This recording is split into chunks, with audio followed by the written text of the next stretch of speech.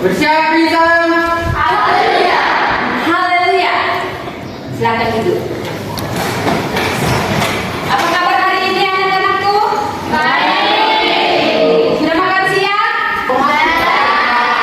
Saya mau berang? Tidak.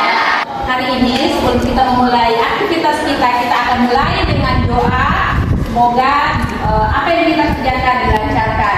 Dan saya minta kesediaan Ratu untuk memimpin doa.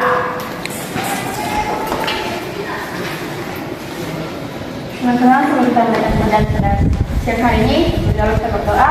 Kita berdoa, sudah berdoa. Allah Bapa yang menetapkan kami dari surga, terima kasih untuk pertolongan-Mu, sayang kali yang terlalu bersama dengan Tuhan, yang sudah akan memulaikan pembelajaran kami, yang memberkati Ibu Hermin sebagai guru yang akan juga dan memberikan materi kepada kami dan yang sebelum kami. Amin. Amin. Ya, terima kasih Ratu sudah memimpin doa. Ya, sebelum kita masuk di dalam pembelajaran, Ibu akan mengecek siapa yang tidak hadir hari ini. Siapa teman yang tidak hadir hari ini? Marvel. Kenapa Marvel tidak masuk? Alfa. Siapa lagi? Siapa lagi? Itu saja? Ya. Oke. Jadi 2 orang yang tidak hadir. Ya. Baik. Nah, untuk lebih menyemangati kita hari ini, sebelum kita masuk di dalam pembelajaran, kita akan yel-yel terlebih dahulu. Oke? Oke. Apa kabar anak-anak? Puji Tuhan, sehat, Bu. Apakah kalian siap belajar? Ya, kami siap, Bu. Seberapa siap? Sangat siap. Seberapa siap? 100% siap. Oke, tepuk tangan. Baik anak-anak, sebelum kita masuk di dalam kegiatan pembelajaran hari ini, Ibu akan memperlihatkan sebuah gambar. Coba dilihat gambar apa kak ini? Coba dilihat dulu, diamati dulu. Kebakaran. Semua kebakaran? Ya. Kebakaran. Tapi ini kebakaran di mana ini? Di Gunung Bromo. Semua tahu ya, karena ini lagi viral di Gunung Bromo ya. Nah, Gunung Bromo lagi kebakaran. Nah, ini disebut apa ini? Fenomena alam. Nah, kira-kira apa yang mengakibatkan hal ini terjadi?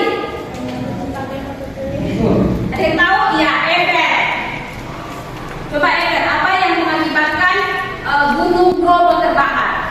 Kebakaran Gunung Bromo disebabkan oleh penggunaan flare yang digunakan dalam sesi foto prewedding. Hal ini menyebabkan kebakaran di Taman Nasional Bromo yang menghanguskan lebih dari 500 hektar lahan vegetasi. Oke, beri aplaus untuk. Nah, sudah ingat ya bahwa Gunung Bromo tadi terbakar itu disebut fenomena alam.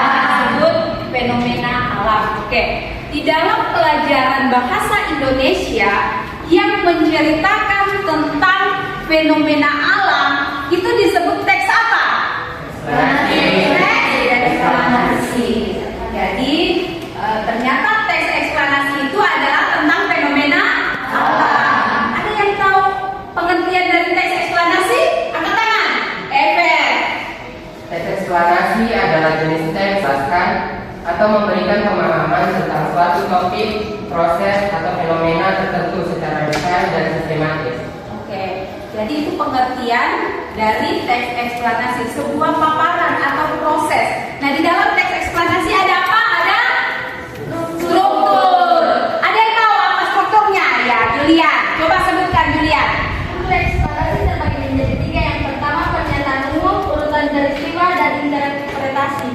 Ya, ada 3 struktur yang ada di dalam teks eksplanasi. Nah, ada apa lagi? Fungsi. Ada Fungsi. fungsi. Ada yang tahu fungsi dari teks eksplanasi? Ever lagi. Fungsinya adalah untuk menyajikan informasi yang jelas, ringkas, dan terstruktur mengenai suatu hal. Oke, jadi itu fungsi dari teks eksplanasi. Nah, selain fungsi struktur ada juga kaidah bahasa, ada kaidah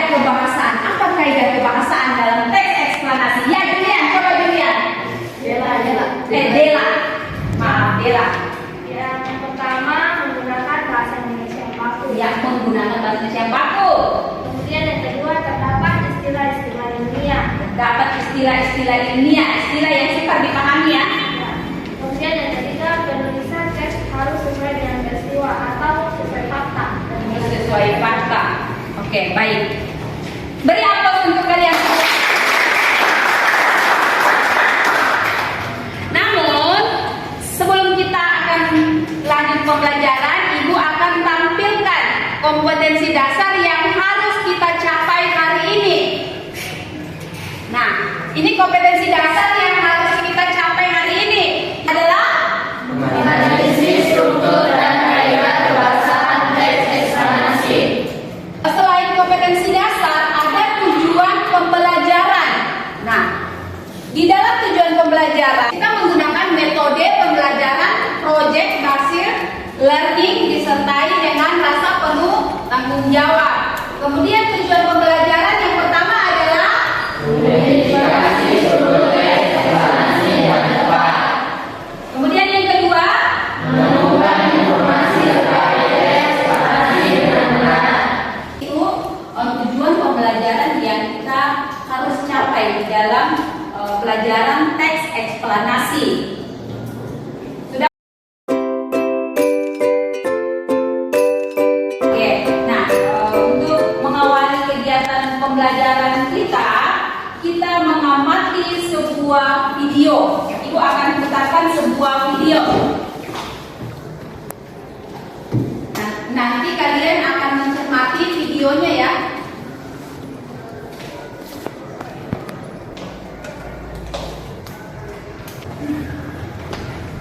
Coba dilihat, dinonton, dicermati, kira-kira video apa yang ditayangkan.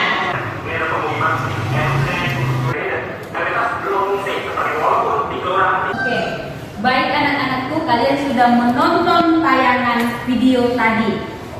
Nah, ada yang bisa menanggapi tentang video yang ditayangkan tadi? Ya, Refilda, apa yang mau ditanggapi? Ibu di video tadi tentang banjir. Kalau dikaitkan dengan teks eksplanasi, apakah teks eksplanasi termasuk fenomena alam? Ya, ada yang bisa jawab pertanyaan Refilda? Vanda. Ayo Vanda. Bu, pertanyaan dari Revida tadi itu benar. Benar. Ya, jadi benar ya bahwa dari fenomena alam tadi itu dinamakan teks eksplanasi. Nah, ada yang mau bertanya lagi tentang video tadi? Ya, Wiwi. Apa yang harus dilakukan untuk mengurangi resiko banjir? Ya, apa yang harus dilakukan untuk mengurangi resiko banjir? Ada yang bisa menjawab? Saya. Ya, Tita. Ada 3 hal yang saya tahu untuk mengurangi risiko banjir. Yang pertama itu membangun sistem drainase yang baik, lalu menjaga aliran sungai tetap lancar, dan juga melakukan penghijauan dan pelestarian hutan. Oke, ini ada 3 yang ditahu kita tentang bagaimana cara apa yang dilakukan untuk mengurangi risiko banjir. Kira-kira ada yang mau tambahkan lagi? Iya, ada Jovita. Ada 2 tambahan dari saya. Yang pertama, membangun tanggul sebagai penahan air. Yang kedua, memberikan edukasi kepada masyarakat tentang cara mengurangi risiko banjir. Ya, betul sekali. Bahwa ada beberapa cara untuk mengurangi risiko banjir. Nah, beri aplaus untuk kalian semua.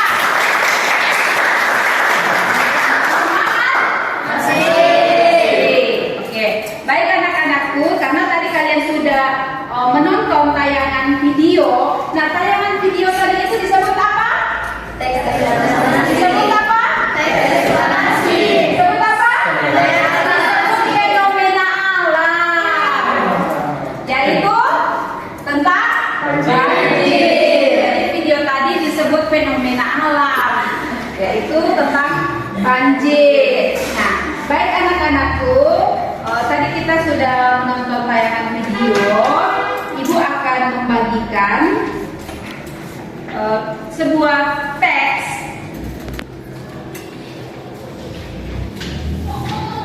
Nah, Ibu akan membagikan sebuah teks dan kalian akan mencermati isi teks tersebut.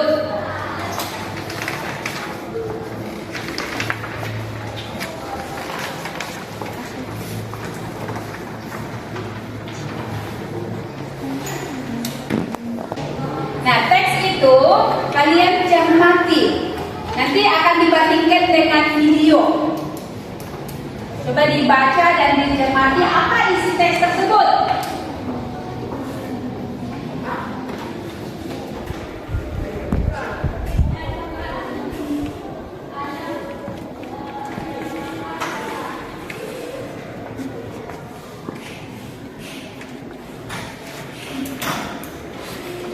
Dibaca dan dipahami dengan baik ya, nanti ada pertanyaan.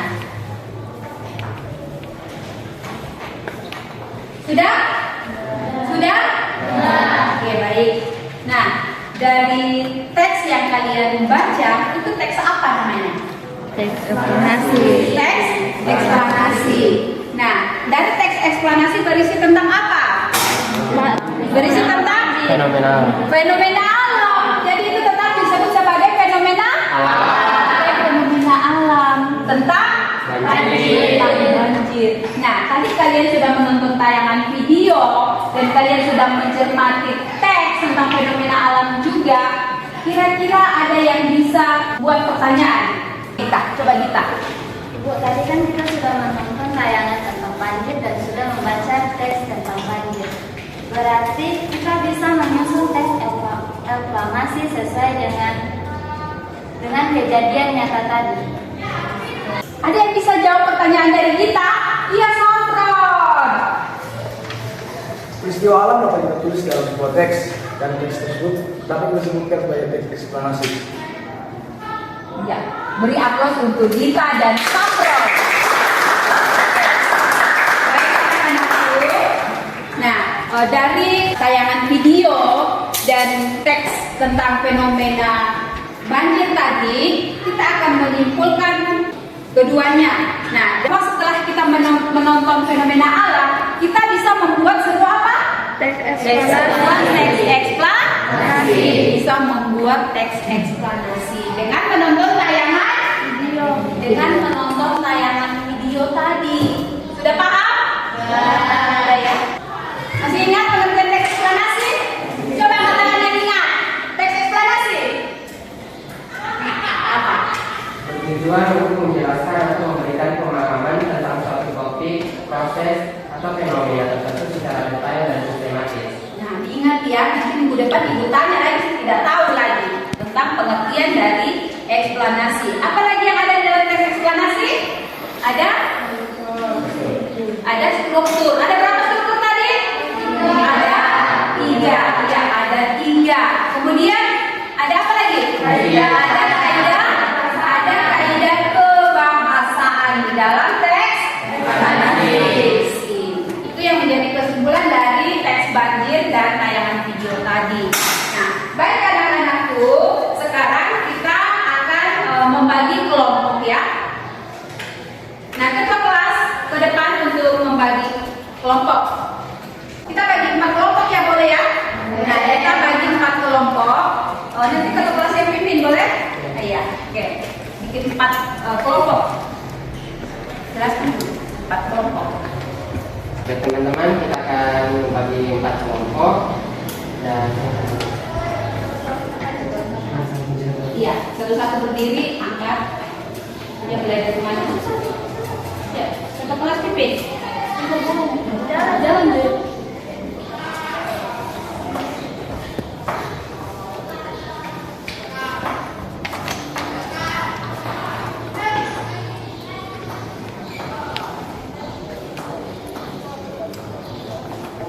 Kita bikin berapa kelompok ketua kelas? 4.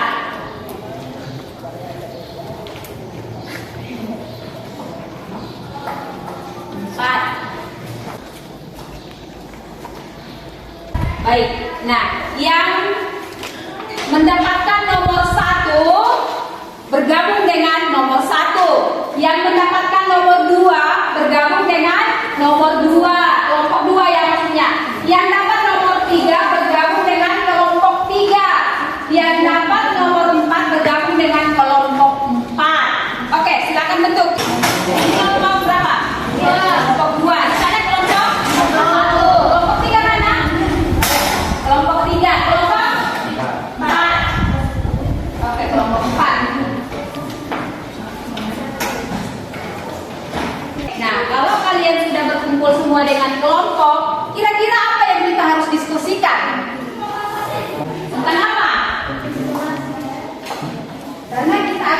membuat teks eksplanasi. Membuat tentang teks eksplanasi dan kalian akan mendiskusikan topik apa yang akan diangkat untuk persiapan menyusun teks eksplanasi. Nah, sekarang diskusikan kira-kira topik apa yang kalian bagus angkat untuk membuat menyusun teks eksplanasi. Coba dibicarakan di dalam kelompoknya. Dan ingat, topik yang sudah disepakati harus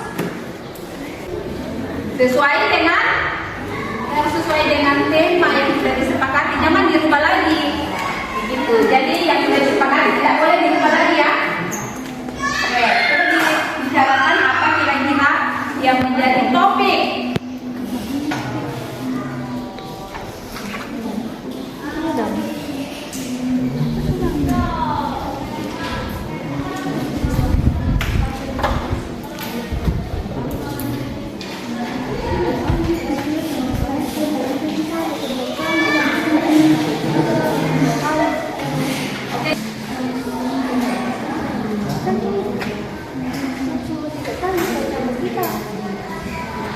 Berdiskusi untuk menentukan topik yang akan disusun nantinya itu akan bagikan RKPD.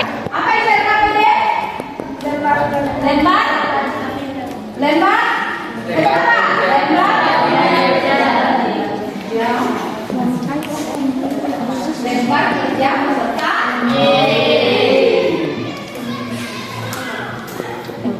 Sambil berdiskusi ya.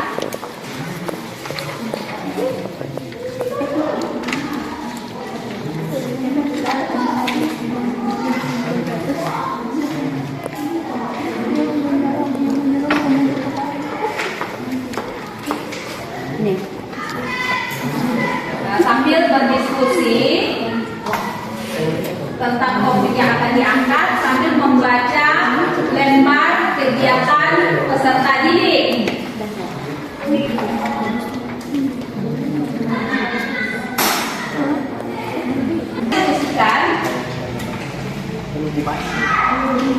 Kemudian ada jawab pertanyaan di bawah dan dijawab.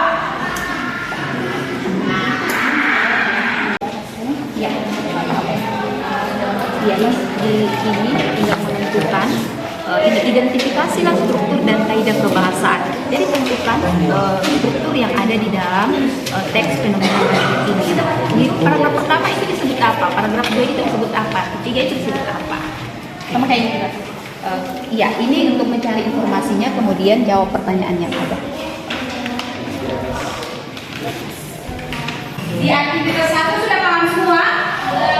Jadi untuk mengidentifikasi struktur dan teks kaidah kebahasaan yang ada di dalam fenomena banjir ini. Jadi misalnya paragraf pertama itu termasuk di dalam struktur apa? Kita menentukan menentukan strukturnya. Iya, betul, Julia. Ya. Kaidah kebahasaan itu adalah menggunakan bahasa Indonesia yang baku, kemudian menggunakan kata-kata ilmiah. Nah, cari kata-kata ilmiah di dalam. Tahu maksudnya kata-kata ilmiah? Ya, kata yang susah dipahami. Sudah paham? Tadi kita berdiskusi tentang topik-topik yang akan kita susun nantinya untuk membuat teks eksplanasi. Sudah dapat? Sudah ketemu topik itu? Sudah? Jadi ada 2 yang dikerjakan ya, mengerjakan di LKPD dan juga berdiskusi tentang topik-topik yang akan dibuat nanti dalam menyusun teks eksplanasi. Sudah? Oke. Dan jangan lupa juga berdiskusi tentang topik yang akan diangkat di dalam menyusun teks eksplanasi. Jadi bukan cuma mengerjakan LKPD, lembar kerja peserta didik. Baik, anak-anak sudah selesai diskusinya? Nah, siapa yang mau pertama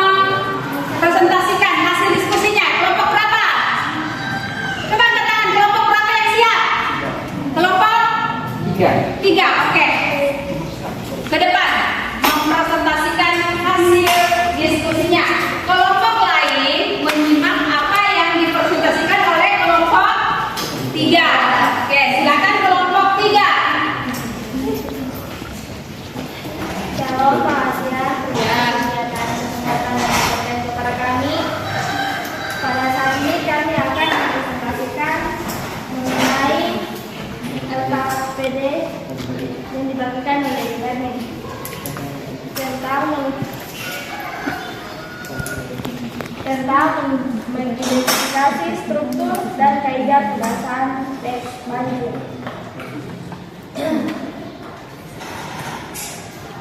Banjir merupakan sebuah fenomena ketika terdapat air yang terlalu banyak hingga merendam daratan. Banjir yang menjadi masalah bagi berbagai daerah ini umumnya terjadi karena fenomena alam seperti curah hujan yang sangat tinggi dan volume air sumber air yang meluap, serta tindakan manusia seperti penebangan pohon, pembuangan sampah, dan lain sebagainya.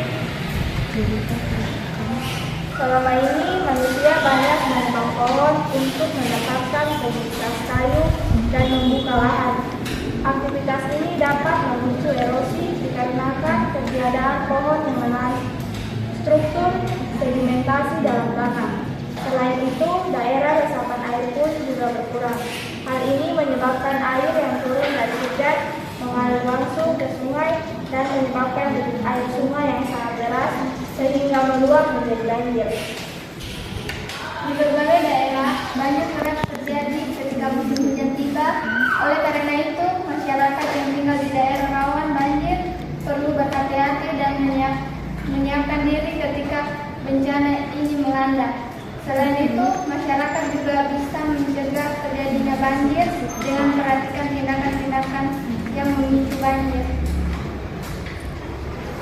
Kami juga telah mengidentifikasi strukturnya dan ternyata memiliki struktur dari teks eksplanasi.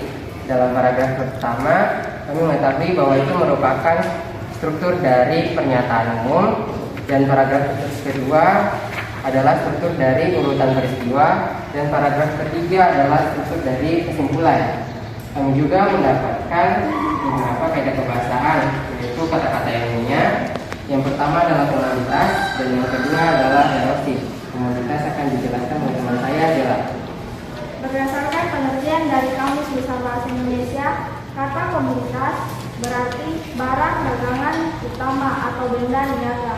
Komoditas juga bisa diartikan sebagai bahan mentah yang bisa digolongkan menurut mutunya dan menyesuaikan dengan standar perdagangan internasional. Yang kedua adalah erosi. Erosi adalah peristiwa pindahnya atau teraturnya tanah atau bagian-bagian tanah dari suatu tempat ke tempat lain oleh media alami. Pada peristiwa erosi, tanah atau bagian-bagian tanah dari suatu tempat terkikis dan terangkut yang kemudian diindahkan pada suatu tempat lain. Sekian dari kami. Jika ada yang ingin ditanyakan, silakan ditanyakan. Oke, ada yang mau menanggapi presentasi dari kelompok 3? Angkat tangan, kelompok berapa? Ada? Coba angkat tangan. Kelompok 1? Gimana kelompok 1 bisa menanggapi presentasi dari kelompok 3? Ada yang bisa? Ya, kelompok 2. Coba kelompok 2. Pertanyaan dari kami, apa yang dapat dilakukan oleh masyarakat untuk mencegah terjadinya banjir di daerah rawan banjir? Oke. Untuk pertanyaan dari kelompok 2, ternyata kami jawab. Masyarakat dapat melakukan beberapa tindakan untuk mencegah terjadinya banjir di daerah rawan. Salah satunya adalah dengan menjaga lingkungan seperti mengurangi aktivitas penebangan pohon secara berlebihan dan membuang sampah pada tempatnya. Selain itu, penting untuk meningkatkan kesadaran akan pentingnya konservasi alam dan mengikuti praktik-praktik yang mendukung pelestarian lingkungan untuk mempertahankan lahan resapan air. Ini bisa membantu mengurangi risiko banjir di daerah tersebut. Oke, bagaimana kelompok 2? Puas dengan jawaban dari kelompok 3? Sangat puas. Ada lagi yang mau menanggapi? Ya, kelompok 1 akan menanggapi presentasi dari kelompok 3. Silakan. Pertanyaan dari saya, apa penyebab utama terjadinya banjir di beberapa daerah? Oke, terima kasih untuk pertanyaannya. Untuk yang pertanyaan dari Iratu, banjir di berbagai daerah dapat disebabkan oleh beberapa faktor. Salah satunya adalah fenomena alam seperti curah hujan yang sangat tinggi dan volume air sumber yang meluap. Namun faktor lain adalah tindakan manusia seperti penebangan pohon secara liar dan pembuangan sampah sembarangan tempat. Sekian dari kami. Oke, bagaimana kelompok 1 sudah puas dengan jawaban dari kelompok 3? Ya, sudah. Ada lagi Tidak ada ya? Bagaimana kelompok 3? Sudah selesai? Ya. Jadi dari kelompok 3 tadi mereka mengidentifikasi struktur dan kaidah kebahasaan yang ada di dalam fenomena tentang banjir. Jadi ada struktur, ada berapa struktur? 3. Jadi ada struktur yang pertama pernyataan umum, yang kedua urutan peristiwa, yang ketiga kesimpulan. Jadi ada 3 struktur yang ada di dalam fenomena alam tentang banjir, dan mereka juga mendapatkan kaidah kebahasaan. Nah, kaidah kebahasaan yang didapatkan adalah apa? Komunitas dan erosi. Ya, kata-kata intinya yang mereka dapatkan yaitu ada kata komunitas dan erosi. Kalian sudah tahu tadi kelompok 3 sudah menjelaskan. Sudah paham? Sudah? Ingat? Oke, baik. Terima kasih untuk kelompok 3. Kita beri aplaus untuk kelompok kita. Oke, kelompok berapa lagi yang akan menjelaskan sekalian? Ya, Bu. Untuk pengerjaan proyek akan dilakukan pertemuan berikutnya. Apa yang dilakukan pertemuan berikutnya? Gambar. Yaitu menyusun teks eksplanasi. Tadi kalian sudah diskusikan topiknya? Sudah temukan semua topiknya? Jadi untuk pertemuan selanjutnya tinggal dituliskan apa topik yang kalian sudah sepakati di dalam kelompoknya. Jadi topik yang kalian sudah sepakati tidak bisa lagi diubah karena kalian sudah diskusikan tadi. Oke, baik. Kita akan masuk pembelajaran kita hari ini. Namun sebelumnya Ibu akan membagikan refleksi yang akan kalian isi ya.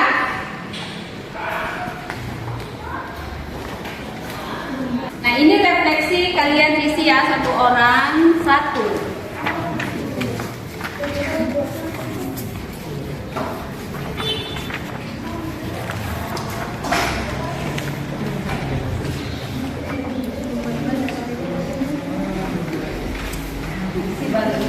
Isi baru dikumpulkan ya. Iya, Ibu. Ya, Bu.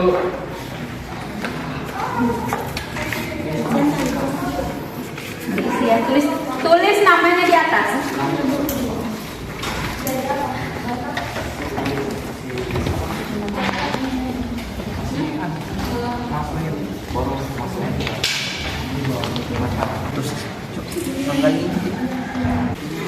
Jangan lupa tulis namanya ya. Kalau sudah 1 orang mengumpulkan ke kelasnya, coba jalan.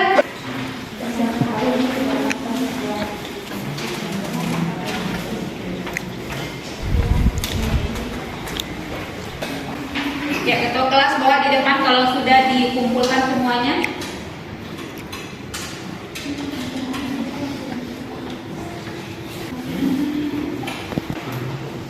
Oke, sudah semua? Ya. Ibu akan menanyakan satu pertanyaan ya. Setelah kalian mempelajari materi hari ini, apa manfaat yang kalian dapatkan? Ya, Ever. Saya dapatkan dari pembelajaran hari ini, saya dapat mengetahui tentang fungsi, pengertian, dan juga struktur, dan juga bagaimana cara membuat teks eksplanasi yang benar. Oke, ada lagi yang memberikan tanggapan tentang manfaat yang bisa kalian ambil? Kita Manfaat yang saya dapatkan hari ini itu saya bisa mengetahui bagaimana cara membuat sebuah teks eksplanasi yang baik dan benar sesuai dengan pengertian, struktur, dan kaidah kebahasaan. Oke, terima kasih. Terima kasih untuk tanggapan kalian. Dan sekarang kita akan menutup pembelajaran karena tadi diawali dengan doa dan sekarang ditutup dengan Doa. Saya minta kesediaan Ever untuk menutup doa hari ini.